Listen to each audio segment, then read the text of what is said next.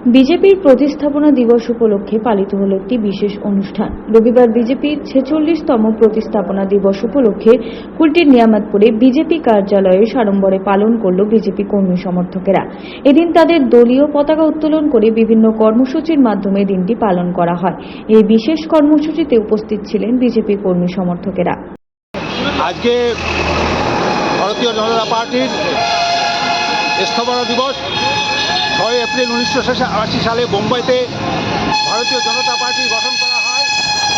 জনসংঘ ছিল, তারপরে 1977 সালে জনতা পার্টিতে মার্চ হয়ে যাওয়ার পর 1980 সালে 6 এপ্রিল ভারতীয় জনতা পার্টির সর্বভারতীয় কেন্দ্রীয় নেতৃত্ব তখন সিদ্ধান্ত নেয় আমরা আলাদাভাবে একটা সংগঠন তৈরি করব।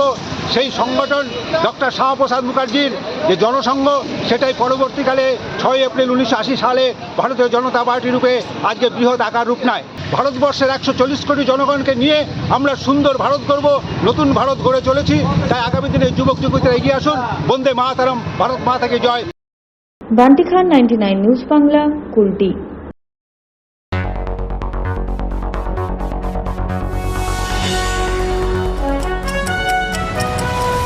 আপনারা দেখছেন 99 নিউজ বাংলা।